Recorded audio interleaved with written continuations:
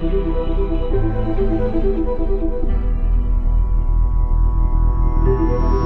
are listening to Think Theory Radio.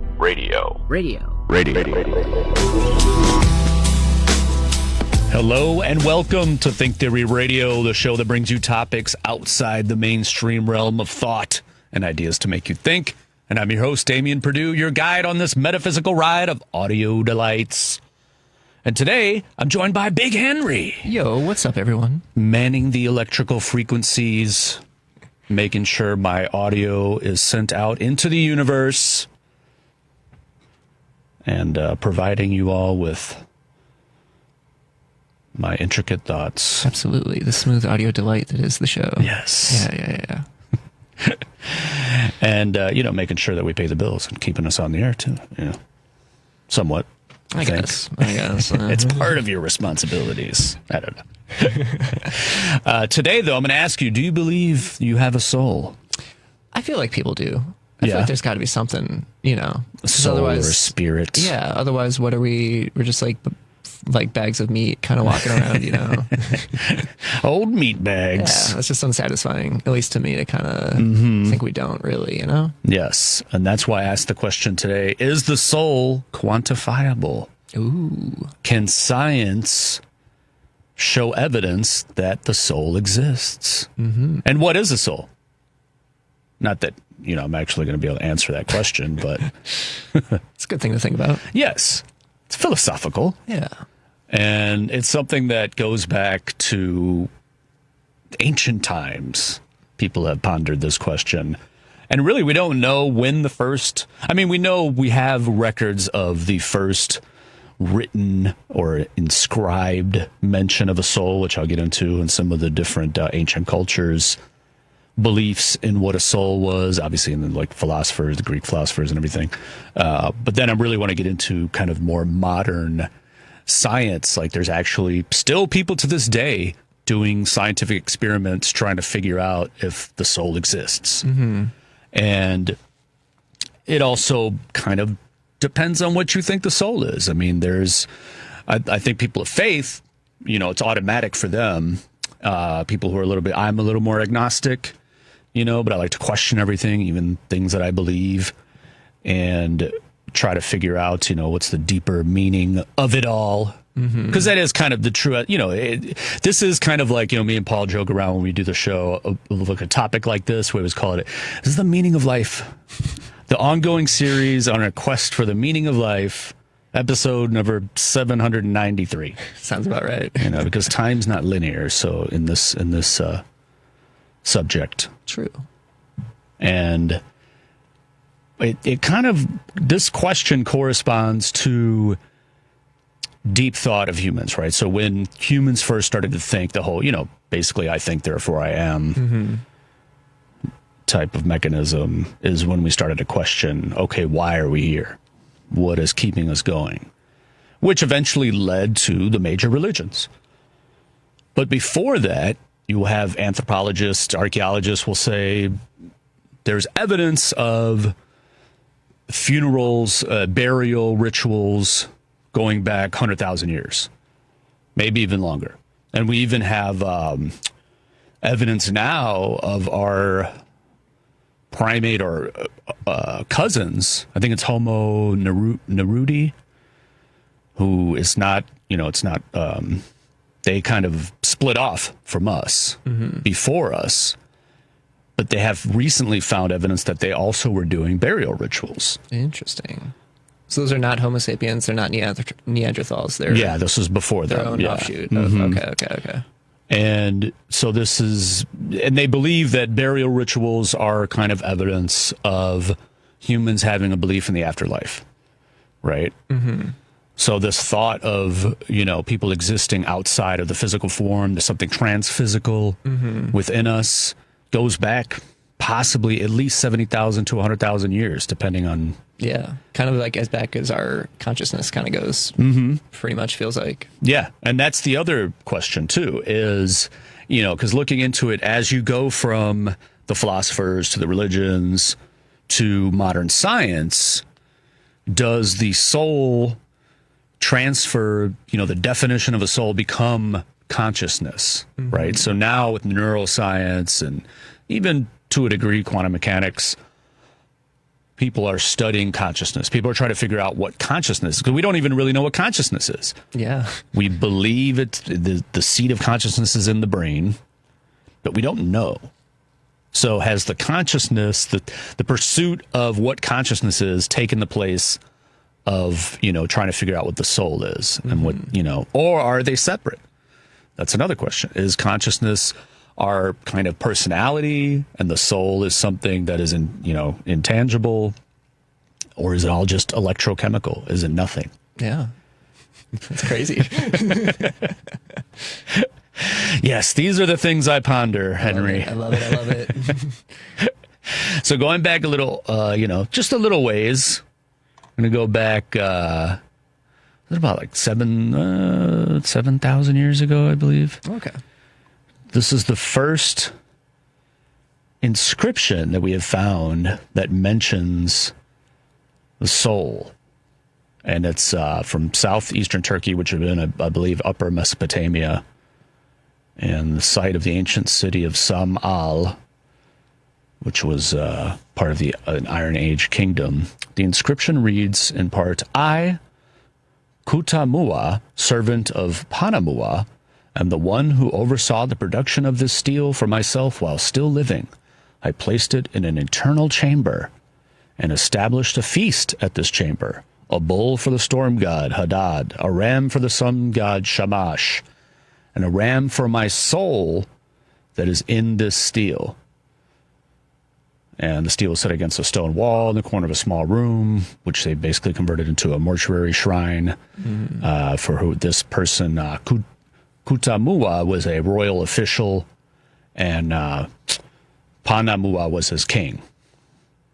So this is the first that we have found inscription that mentions a soul.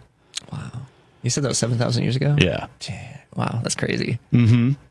And, like I said, the thought is it goes back farther than that. We don't have record, Yeah, this is just the first thing that we found that has that. And, because this is pretty much when people first started keeping record of the written language and inscribing things. Maybe if we could interpret cave paintings, there might be some kind of symbolic. Yeah, like ritualistic kind of honoring of life and exactly. Some kind of there's probably some kind of symbology in a cave painting that shows like a transition, but who knows? We don't really know. Yeah. And we can't ask. If only. And then moving on, you go into the different regions of in the world, different cultures like ancient Egypt. So in ancient Egypt, they believe the location of soul was in the main part was in the heart, but they believe the soul was composed of several parts, which was Ba, Ka, Ren, Sheut, and Ib. And Ib was located in the heart, was considered the vital force that brought human beings to life. And that's why when people would die, they would weigh their heart. Oh, okay. I've seen like imagery of this. Where they have, like the scales, and then and that's how they like weigh your like guilt or consciousness or like exactly. So the god Anubis would feed the heaviest hearts to the demon Amit, and depending on how much your soul it weighed. I guess if it was heavier, it meant you did a lot of dirt, nefarious things in your life or whatever. Yeah. And of course, Plato and Aristotle had their different versions of what the soul was. Plato believed that the soul came from the stars. Oh. And it would enter the human upon birth. And then when you would die, it would separate and go back out. Go back into the atmosphere. Wow. And Aristotle believed that the soul was more not separate from the human body. He believed it was part, and the soul could not be immortal.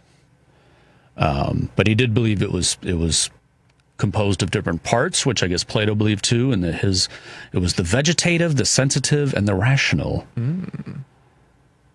Was his theory, which is similar to kind of, if you think about it, the Egyptian, that the soul had different parts to it. They kind of represent aspects of your personality or like different. Yeah. Now, Epicurus was interesting because he believed that the human soul was corporeal and composed of small particles spread out within the entire body.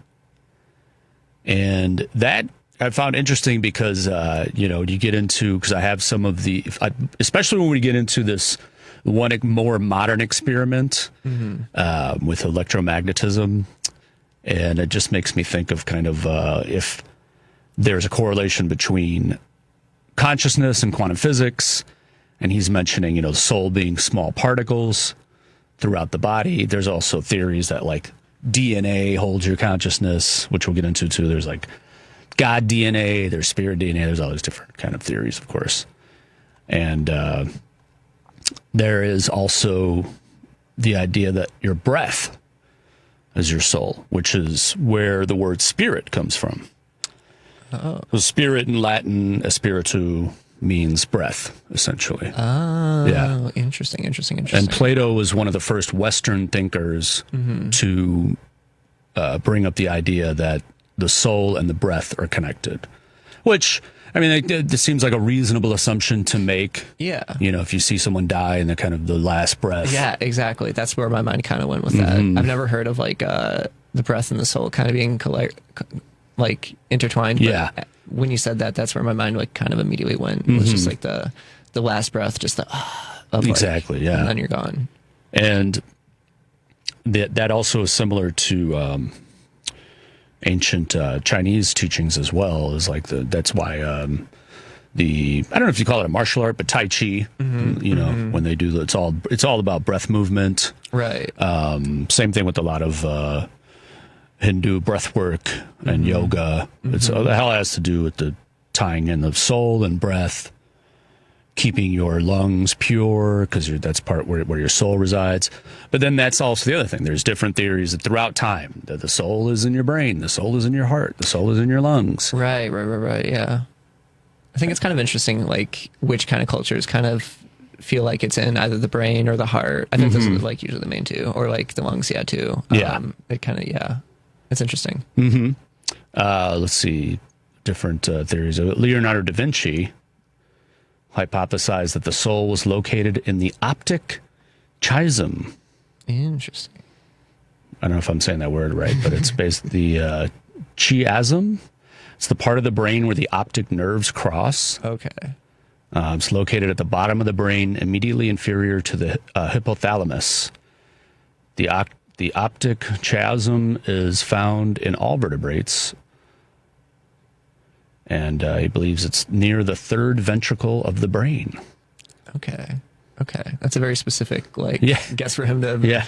Well, it says that his views were supported by observations of change in perception following disturbances to that particular area of the brain. That's interesting. It's kind of crazy how you would have to do, kind of science experiments or anything like that back then. You just really have to, I don't know, spend a lot of time just observing a lot of different things to kind of see, how it's going to change, because you don't have instruments or things to tell you Exactly, yeah. And that's why a lot of things changed once technology advanced, especially in the 1700s when you started getting microscopes. Yeah. And people could get a lot more exact, specific. And and now even, with electron microscopes and even deeper, you know, you can just go so granular. Yeah, exactly. I mean, that's essentially why quantum physics even exists, is because, there was the thought of it. I mean, this goes back to, the Greeks, the atom and everything. But once we actually got the technology to investigate deeper and deeper and deeper and keep going smaller and smaller and smaller and smaller. We keep finding there's more and more particles, and it just keeps going, so who knows? They always kind of think, well, this is probably going to be the one, the Higgs boson, this is it. And then nope, there's still something more. Yeah, literally. It's just like a plane nose jabbing, but it's just never hitting the ground. There's just always something to kind of keep observing and keep. It's the fractals. You ever see the fractal pattern? It just keeps going in and out, and it's in and out.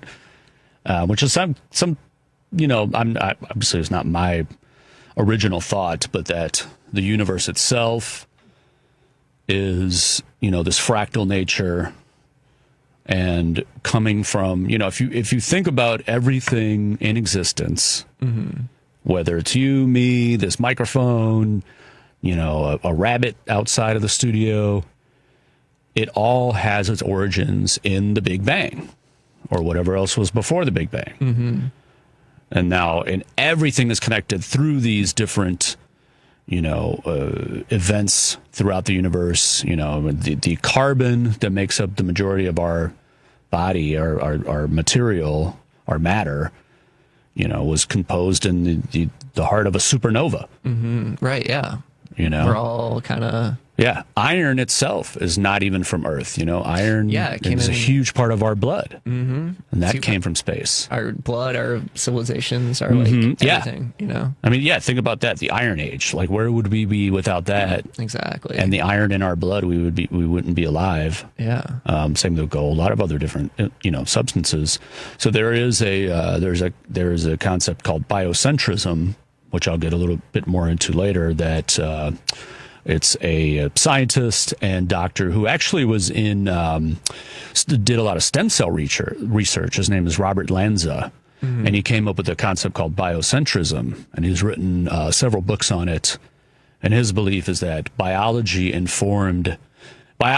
consciousness informed the universe. So it didn't come after, it was what started. Interesting. Now that could correlate to some time of scientific view that the soul exists in some form that's quantifiable, because that's the question I'm asking, right? Is the soul quantifiable? Is there a way? I mean, I kind of believe that there probably is some scientific reasoning, whether that foregoes mysticism or not, whether we even figure it out. We might not ever be smart enough to figure these things out. There's a lot of scientists who say there's so many questions in the universe. Yeah, that just can never be We'll never, we never will, because we just don't have the brain capacity to figure certain things out. Maybe, with AI, who knows? Yeah, it can give us it'll a new surpass us. And then, but not yet. And who knows, if that'll ever happen. But, but it's interesting, when you think about that and the different concepts. So I have some really great, because this is really the main thing. I wanted to get through kind of the history of it. Why do we think about this? Because it's something that separates us, that we know of, separates us from the animal kingdom. I know that there are certain, and we do see that crows seem to show mourning, when other crows die. Other primates do seem to have some kind of burial rituals. Yeah. I would love, I feel like there's part of me that feels like if we could figure out how to talk to dolphins and whales, right? Which we're slowly figuring out the whale language. Oh, are we? Yeah. There's actually these scientists who have figured out some of the communication, and they've actually been sending sonar. That's fascinating. The whale sounds back to them. Interesting. Now, if we could figure, especially with dolphins, I mean, they're both very intelligent animals, but I feel like if the dolphins are, most scientists will say that are our counterpart or the next ones under us, right? Right, yeah. Intelligence-wise. And they've been around as long as us or longer than us. Now, what if they have their own concepts? That we just can't ever grasp because we just don't have... We don't know how to talk to them. Yeah. We know how to talk to them in a... very rudimentary. Yes, here's some fish, do a trick kind of thing, Exactly. But through that, we have figured out that they have their own names. They actually have these sonar, I guess if you want to call them whistles, that are particular to their individuals. Interesting. So that the other dolphins will use that whistle to call out to them. Yeah. So they do have an individuality. That's fascinating. Now, does a dolphin pontificate on the soul? Yeah, exactly. To what level do they kind of really introspect? Now, that's what, now if we could communicate with other animals in that way, that could give us a kind of a different angle on thinking about the soul. Because right now we're very, inclusive. We're very, Yeah, just very human centric, how we're this because of, we're the best. Exactly. But, do we know that or do we not? Exactly. up to the, you know? Mm-hmm. Yeah. So we'll see. We'll see if we figure that out, and then we can ask them, do you have a soul? Do you believe in a soul? Do you believe in God? Or they're just like, what are you talking about? Yeah, they're just like, you guys are so intense right now. Why do you live on land? Yeah, you guys are stupid. Yeah. We just swim in the water. We just have great times. Right. All right, we got to take a quick break. If you want to give us a call, hit us up at 773-763-WCPT. That's 773-763-9278. Let us know if you have a soul. And when we return, we'll get into some of the scientific experiments to prove if the soul is quantifiable here on Think Theory Radio right after this.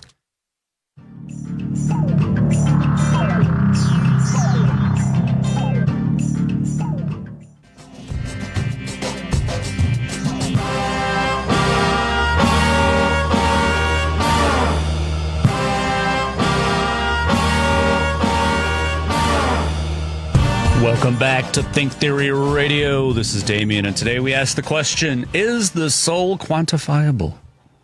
Can we figure it out? Do we know how much it weighs? Can we reproduce it?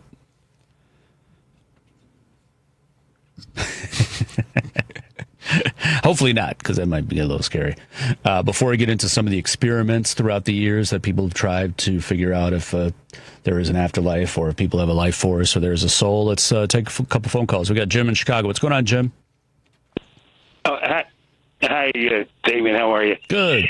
All I can think of is Billy Shakespeare said, "Conscience does make cowards of us all."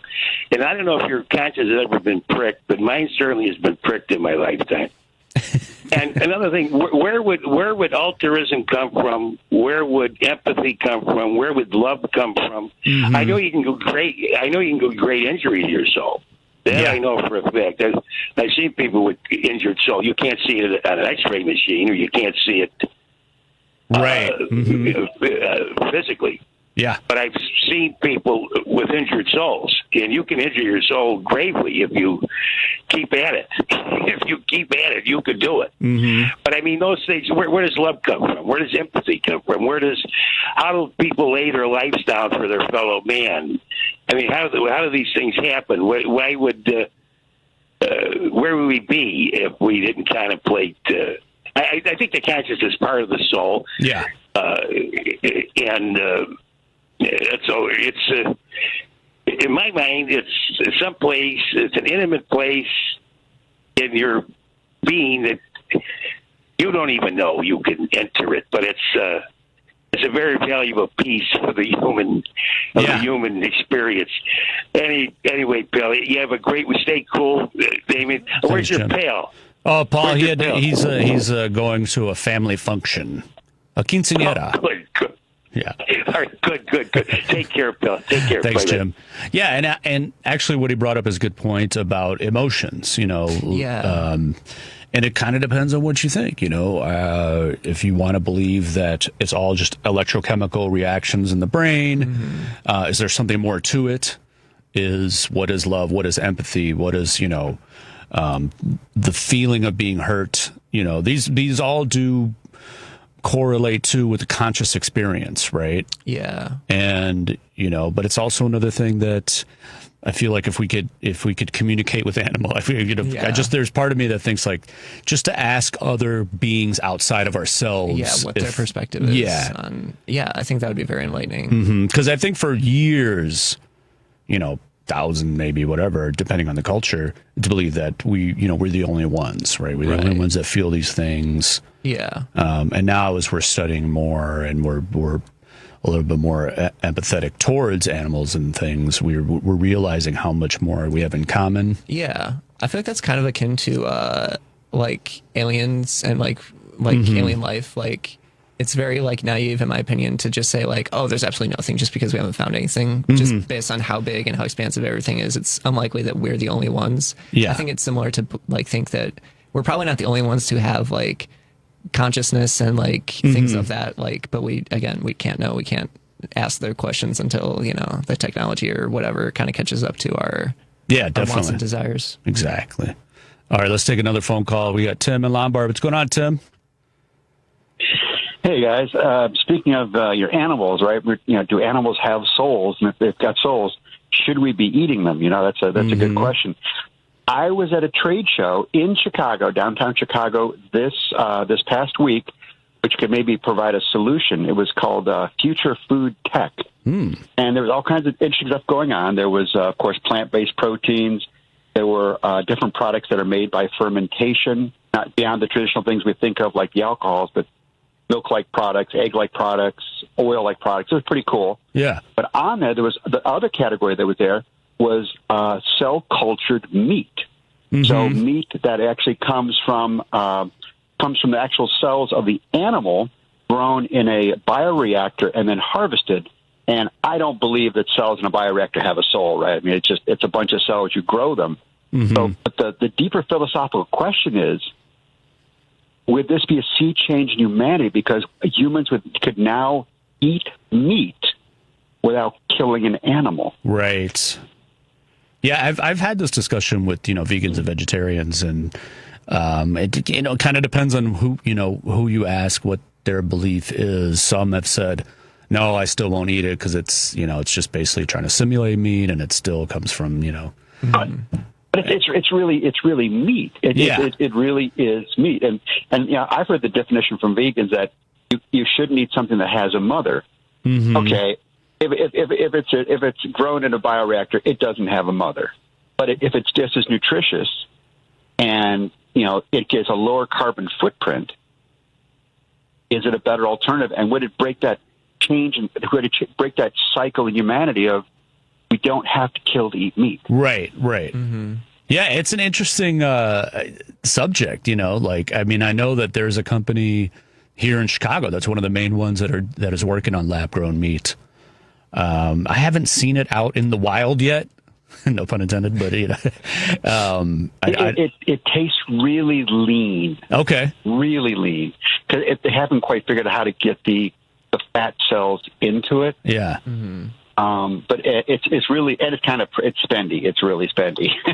Well, and that's the interesting thing too you brought up is the cell part of it, because there is some, and I'm going to get into this one experiment later that actually tries to kind of dissect a cell to see if there's something that leaves it when they do that. So, and then there's theories when you get into, you could say that pseudoscience or woo-woo or whatever, but there's like the concept of like God DNA and spirit DNA. And, is there something more within our cells or like panpsychism where where it's the belief that anything, within the universe itself has some kind of spirit or some kind of consciousness. But that's a super deep level that I don't know if we'd be able to figure out to even say if this lab-grown meat has a soul or not. All right, great show, guys. Hey, thanks, Tim. All right, now speaking of some of these crazy experiments, and we'll get, I'm going to kind of go through the timeline of it. Now, back in the 1800s, like I said, 1700s into the 1800s, the technology was changing, right? And you had a lot more, microscopes and work with electromagnetism. So there are tons of experiments trying to figure out if people have an afterlife. And there's several, which pretty much is kind of like what Frankenstein is based on, these type of experiments.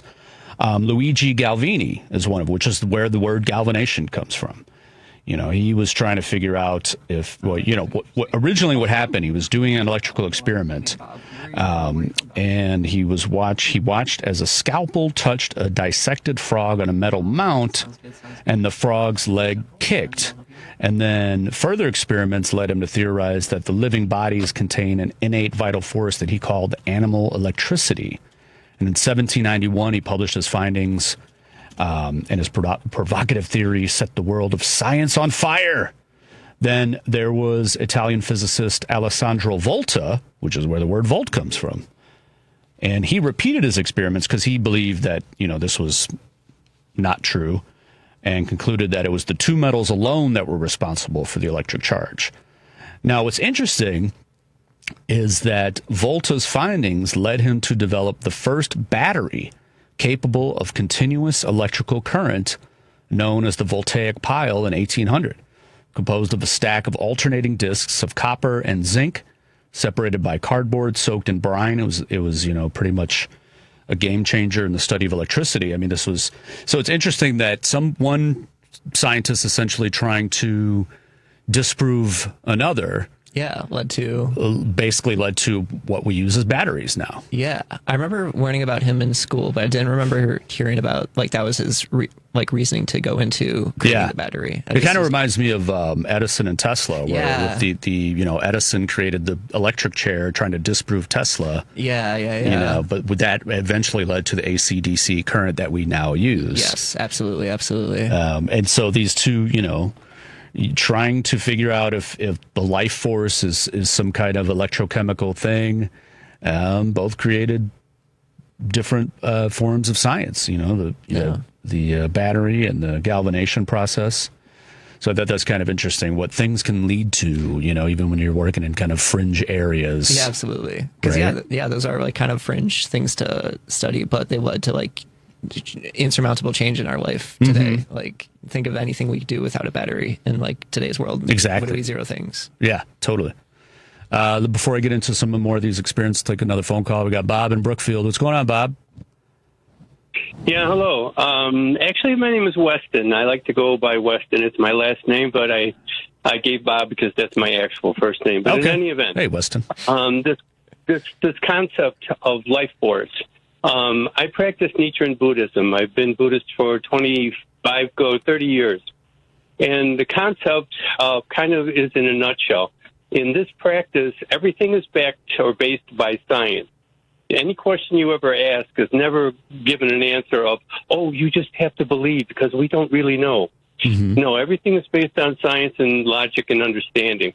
And so the idea of the soul or the life force is kind of like if you had a cup of tea. Mm-hmm. The tea is the tea and the cup is the container. If you dropped it to the floor and it broke, now the floor would be the container and the tea would be the same. If they picked it up with a sponge, now the sponge is the container and then you squeeze it into a new cup. The tea has always been the same. The container has changed over time. And so the idea of the life force is the thing that gives you life. It's the thing that leaves your body when you die and goes to another place that's undetermined. We say that it's in the world of Ku, which means it's kind of like a waiting place for your next lifetime, for your next container.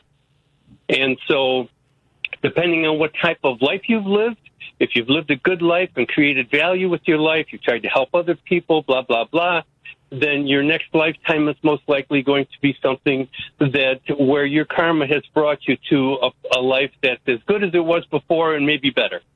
If you're someone who is evil, who hates people and who despises and tries to demean them and so on and so forth, you might be reborn to a new life to a black girl in Africa that lives in poverty because you were a rich person who tried to hurt everybody else. Right. Okay, so what goes around comes around, karma idea. But the main idea is that your life is a life force. It's energy. Energy is neither created nor destroyed. It goes on forever. And so, therefore, your life has always been, it is now, and it always will be in the future. It'll just be in a different container depending on circumstance from time to time of when you died and where you go. All right. Well, thanks for the Buddhist viewpoint, Weston. And you're going to, if you stick around listening, you're going to like one of these experiences because you're talking about energy not being, you can't create or destroy energy. And it has existed since, like what I was talking about earlier, since the Big Bang. Everything that is here now has existed since then. And there was an experiment where they did that, in essence. But before cool. Well, second time I've talked to you, and I've enjoyed it both times. Thank you very much. Hey, thanks a lot, Weston. Have a great day. And so, getting back into the experiments, one of the craziest ones, and you've probably heard the name because there was a movie called 21 Grams, but it was actually based on this experiment back in 1907. And it was done by a physician, reputable physician, named Duncan McDougall. And he was trying to weigh people at their time of death to see if the soul had a weight. And he actually worked with a consumptives home, which was a charitable hospital in Dorchester for late-stage tuberculosis, which at the time was incurable. So he built a large scale, which is capable of holding a cot and a dying patient. And I guess, tuberculosis was a good disease for the experiment. I'd say good disease, but it was for this experiment because basically people couldn't, he described it as they died in great exhaustion. So they weren't going to move around. They weren't going to wiggle and mess up with the scale. Right. They just lay in. So it's just, yeah. So basically he had these people on the scale. He'd weigh them before and he'd weigh them after. Now, the interesting thing is that the 21 grams thing gets locked in, right? So that's where this kind of title comes from. But in actuality, the 4 people that he did this with all didn't weigh 21 grams at the end. It was in 1901, not 1907, but it was 1901. So the first patient died and there was a 21 grams difference. Now, he says that he tried different things. He tried to do, was it water weight? Was it breath? He did all of that to kind of, take those out of the way. And he said it wasn't that. Now, the next person who died was only 14 grams. It was a woman. And then his third case was 28 grams. Now, he did say that it seemed to be, there was in his fourth case, he threw it out because the scale wasn't well calibrated. And he said, due in part to a good deal of interference by people opposed to our work. Interesting. So I don't know if this was people at the hospital he was at or activists or religious people. I don't know. Finding him throughout the day. And messing with his equipment. And then he repeated the experiments on 15 dogs, which no one knows how he got 15 dying dogs. And that with all 15 dogs, there was no loss in weight. Interesting. Which to him made sense because he said, that only humans. That dogs don't have a soul. Yeah. So he did say there should be more experiments with this. He didn't really do any more, but it's an interesting take on it. I just fascinated at the fact that someone would even try it. Yeah. It's like a very it's an interesting, and then it gets into the whole, like Weston was saying, because, energy. So there was a chemical engineer named Dr. Jerry Nahum, who was a physician at Duke University School of Medicine. And he developed a hypothesis that the soul or consciousness must be associated with information, which is equivalent to a certain amount of energy. And that goes into the whole E equals MC squared, energy equals mass times speed of light squared. And this energy essentially could be weighed with sensitive enough electromagnetic instruments. But as of 2007, he had not gotten funding for this experiments. But I do have another one that's very similar to what he was trying to do. And I will get to in the next segment. So let's take another phone call before we head to break. We got Roosevelt. What's going on, Roosevelt? Hey, guys. Thank you for taking my call. Appreciate it. No problem. Interesting subject. Hey, listen. I'm going to follow up on what the last gentleman was. Weston, or what's his name? Weston. I like what he said.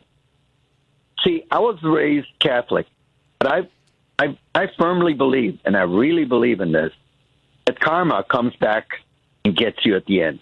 Now, what Weston said was interesting. Everything he described of a person that has done horrible things. Well, we have it right now. One of our candidates is very cruel to anybody that doesn't agree with him, doesn't go with his, doesn't give him his loyalty, and very, very cruel. So, I have 2 questions for you guys of the same subject. Do you think everybody has a soul? I gave you a perfect example that somebody that might be, in my belief, soulless, doesn't have a soul. Nothing moves them. Uh-huh.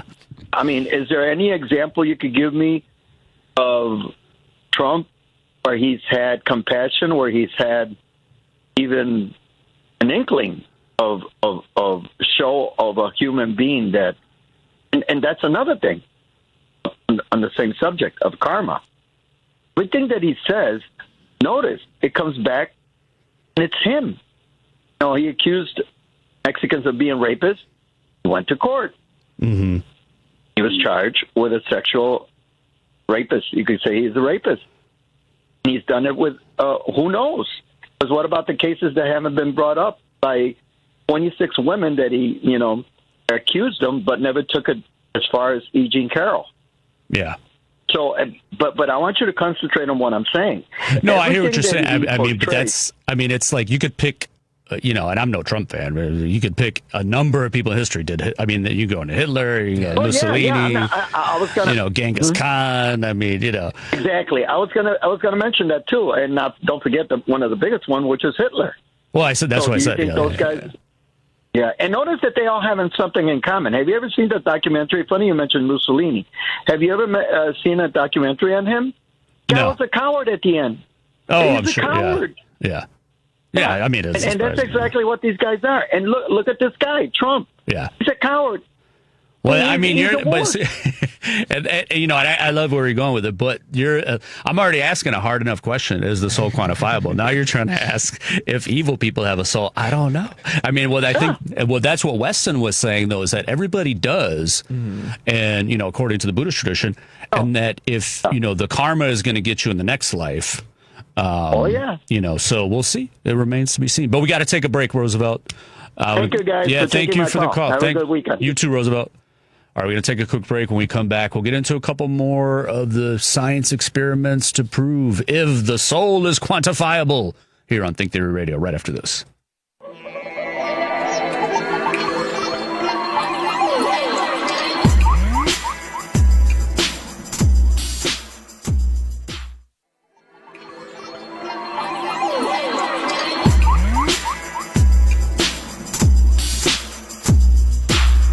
Welcome back to Think Theory Radio. Today we're asking the question, is the soul quantifiable?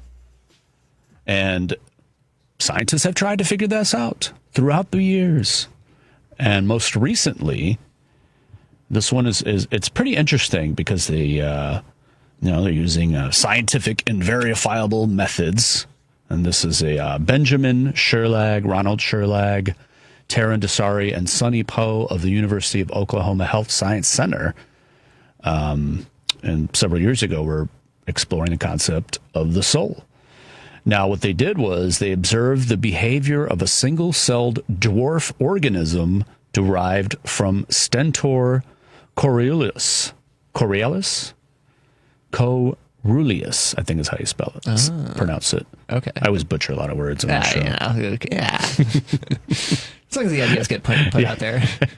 It's Coeruleus. So I think it's Coeruleus. That sounds, yeah. It also sounds like a Roman emperor. Yeah. Coeruleus Maximus. Emperor, God or something. Mm-hmm. Yeah. Now, this is what I was bringing up to Tim, about does a cell have a soul? And so the Stentor coeruleus is typically between 0.5 and 2 millimeters in size. It's known for its ability to regenerate itself. Mm-hmm. And when subjected to dehydration, the single-celled organism is disrupted. And after being rehydrated, it undergoes a cell division process whereby one cell develops into 4 mobile dwarf cells. These dwarf forms make an appealing model to study behavior that might hint at the existence of a soul, which is why they picked this one for their experiments. Oh. And, you can't cut up live humans to do this, so you got to use cells. Yeah. No, I think also, too, is trying to dig deeper, see if the soul is on a microscopic level. Right. And to conduct experiments, Dr. Sherlag and his colleagues used deep well microscope slides, filling the wells with the stentor cells. These slides were left uncovered for 24 hours, leading to the evaporation of liquids and the consequent death of the cells. And they did not survive when dehydrated. Then the researchers rehydrated the small wells within the slides. They used a solution that nourishes the single-celled organisms and then observed what happened to the dead cells. Within 2 days, moving dwarf forms of the cells appeared. They ultimately covered these dwarf cells with chlorinated tap water, which is toxic to them, causing them to die. After the chlorinated water had been added to the samples, the dwarf cells stopped moving and became spherical for a period of 8 to 15 minutes. Some small blisters also started protruding from the cells, which is a phenomenon known as blebbing, which occurs when cells died. These blisters then retracted back into the cells, and a series of striking changes took place. The motionless cells progressively developed a replicate image of themselves that was released from their original structure. Within 20 to 30 minutes, this duplicated, transparent version of the cell gradually faded into the ambient environment. In other studies, a magnet was placed beside the slide to create a magnetic field spanning across the slide. The team found that prior to fading, the replicate retracted back into the dead cell to restore its mobile ability. Based on these observations, Dr. Sherlag and his colleagues hypothesized that the replicate image of the cell is essentially electromagnetic energy that is an inherent part of its living physical body. They also suggest that the replicate can be observed resides in the visible part of the electromagnetic spectrum detectable by the human eye. When the replicate fades, on the other hand, it moves into the non-visible part of the electromagnetic spectrum. And then finally, the researchers examined their observations further in the context of known physical laws, particularly linking them to quantum theory, which suggests that matter can exist as particles or waves. And while these states are entangled in a coherent way under specific conditions, in this case, life-death interphase, they can be separated through so-called decoherence.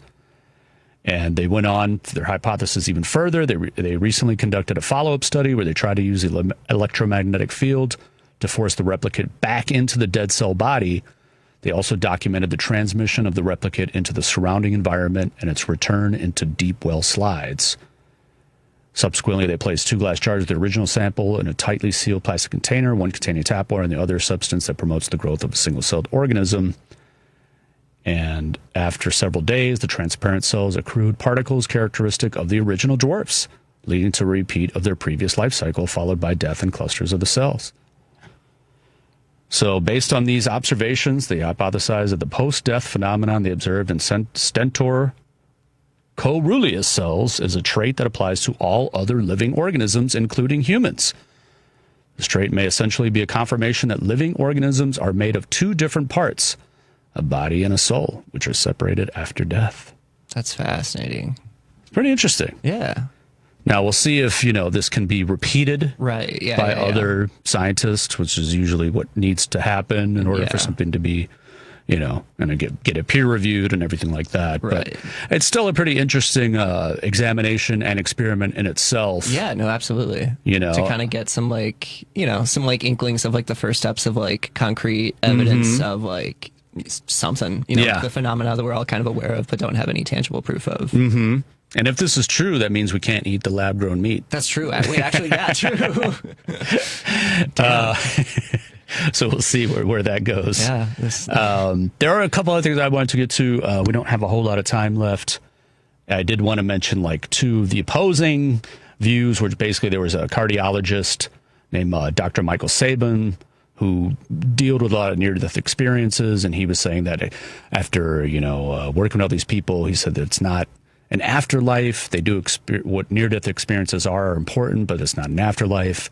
Brian Cox, who is a scientist at CERN, which is the Large Hadron Collider, says that ghosts don't exist because if they were some kind of energy or particle formation, we would have detected them in the particle accelerator. Right. Which I thought was kind of a funny statement from a renowned physicist.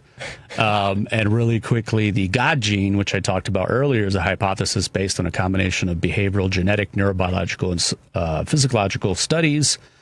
And the belief is that the human spirituality is influenced by heredity, and that a specific gene called vesicular monoamine transporter 2, which is VMAT2, predisposes humans towards spiritual or mystic experiences. And this was proposed by geneticist Dean Hammer. So just thought that was a little interesting tidbit to add in there, to sprinkle. Absolutely. At the end of the show. That's a very sick name. Yeah. All right. I want to thanks everybody for listening. Thanks to our callers. We'll be back again next week and every Saturday, 6 to 7 p.m. right here on WCPT 820 Think Theory Radio.